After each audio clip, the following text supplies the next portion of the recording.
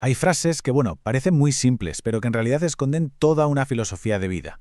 Y somos las decisiones que tomamos es sin duda una de ellas. Así que en los próximos minutos vamos a meternos de lleno a desgranar qué significa vivir de verdad con esta idea como guía. Y ojo, que aquí la clave está en los matices, ¿eh?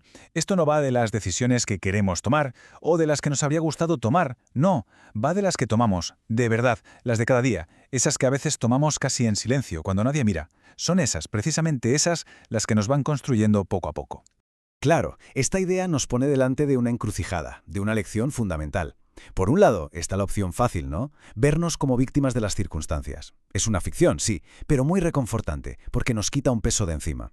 Pero luego está la otra cara de la moneda, una idea muchísimo más potente y liberadora. Si somos nuestras decisiones, entonces cada día, cada mañana, es una página en blanco. Una oportunidad para elegir diferente, para elegir mejor. Vale, perfecto. Vamos a ver cómo llevamos esto a la práctica. Empecemos por el primer pilar de todo esto, la mente. Cómo la simple decisión de querer crecer alimenta nuestra capacidad para innovar y crear. Mirad qué analogía tan potente nos regala Peter Drucker. Dice que las ideas innovadoras son como los huevos de rana. De 1000 que nacen, solo 1 o 2 llegan a la madurez. Esto nos dice algo crucial. La innovación no va de esperar a que nos caiga del cielo una idea perfecta y redonda. No, vale generar volumen, de tener muchas y sobre todo de saber cuáles cuidar para que sobrevivan. Y aquí es donde está el verdadero cambio de chip, el cambio de mentalidad. Se trata de pasar del juicio, de decir, esto no vale, a la posibilidad, a preguntarnos, ¿y sí? En lugar de descartar una idea porque tiene fallos, la pregunta correcta es, vale, ¿qué haría falta para que esto fuera real? Es básicamente la diferencia entre una mente abierta que construye y una mente cerrada que, bueno, que solo critica. Entonces, si la analogía de Drucker es el qué, la filosofía japonesa del Kaizen es, sin duda, el cómo.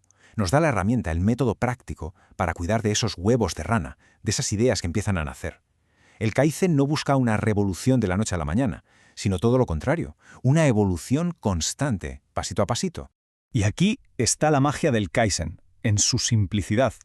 El objetivo no es una transformación radical que nos agote en 2 días, es una mejora minúscula, casi invisible, de un 1% cada día. Pero claro, es el poder del interés compuesto aplicado a la vida. Es la acumulación de esas pequeñas victorias diarias lo que, con el tiempo, acaba generando resultados que ni nos imaginábamos.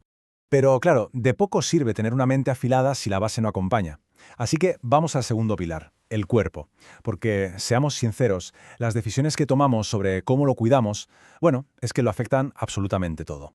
Tanto Sócrates como Tolstói, fíjate, usaban una historia de la mitología griega para explicar esto.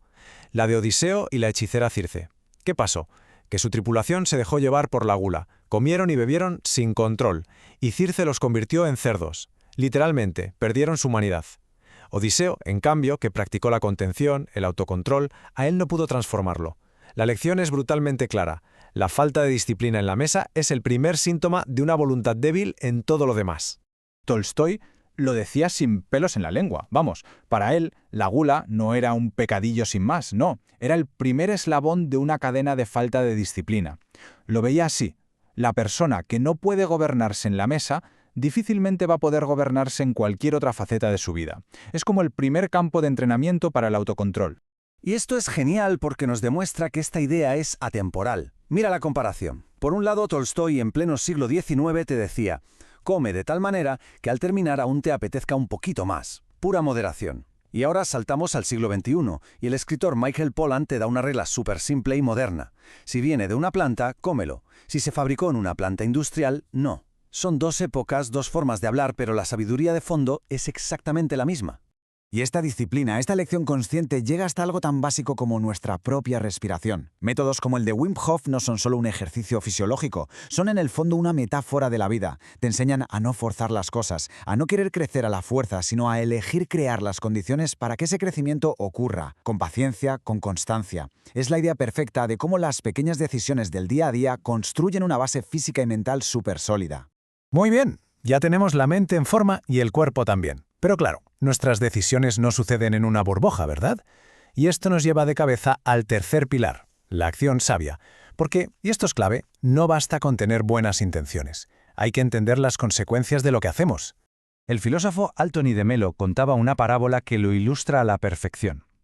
Habla de una discípula que, el día de su boda, movida por un sentimiento puro de amor e igualdad, tomó una decisión, que en la superficie parecía la más noble del mundo. Pero, ¿qué pasó en realidad? Pues un auténtico desastre. Su buena intención, al no estar guiada por la sabiduría, por entender cómo funcionan las personas y la sociedad, provocó el efecto contrario. Avergonzó a su familia, insultó a los ricos y, lo peor de todo, hizo que los pobres se sintieran tan incómodos que ni siquiera pudieron disfrutar. Al final, nadie ganó. Es la prueba de que el camino al desastre a veces está pavimentado de buenas intenciones que no hemos pensado bien.